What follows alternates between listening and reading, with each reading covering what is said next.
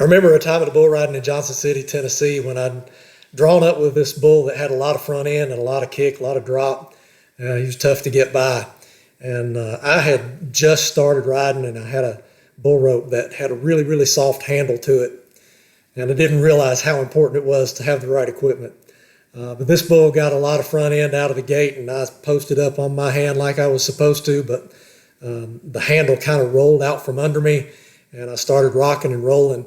And long story short, I just wound up in a position I could not recover from.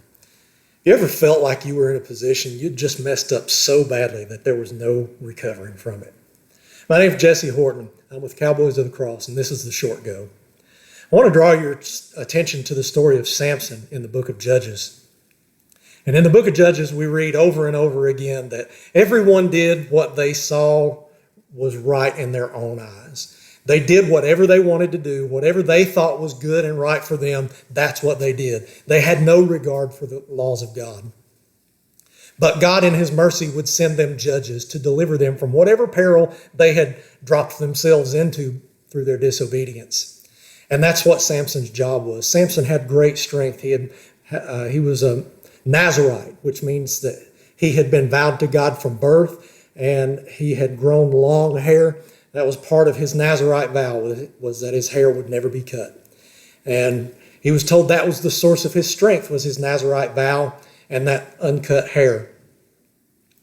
And there was a lady named Delilah who knew what Samson's vice was. It was women. It was self-satisfaction. And she was a Philistine, and she wanted to find out Samson's secret strength and sell that information to the Philistines so that they could bind him in chains and no longer have to worry about him. So Delilah found out that Samson's hair was the source of his strength. She had him asleep in her lap. She cut his hair off, and then she yelled to him in verse 20 of chapter 16. She said, "The Philistines are upon you, Samson." And he woke from his sleep and said, "I will go out as other times and shake myself free." That's what he was used to. He was stronger than anyone.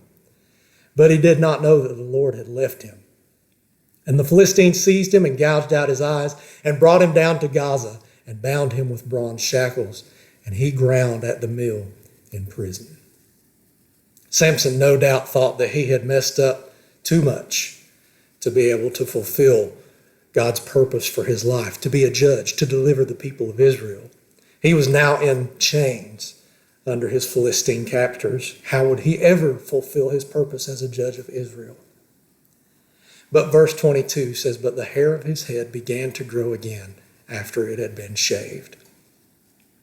No doubt you've probably experienced, like me, those places in your life where you feel like, my disobedience has led me to this point and I'm just too far from God. I'm too far gone. There's no way he can do anything with me anymore. I can't be redeemed. But it's in those times where we realize that we've gotten ourselves into a mess through disobedience, that God is at work. The hair of his head, it began to grow again. Even though he had messed up, even though he had his eyes gouged out, even though he was in prison grinding grain for his enemies, the hair on his head began to grow. And Samson looked to heaven and he said, "Lord, remember me." And if you'll do the same, the Lord will remember you. And Samson, when God remembered him, was able to knock down the pillars of the temple and kill a bunch of Philistines and set the people of Israel free once again. See, you're never too far gone. No matter where you're at, no matter how much disobedience you've shown to God, he is at work in your life. Turn your face to him and ask him to remember you. And turn the work of your hands back over to the Lord and see what mighty thing he might do through you. Hope this has blessed you.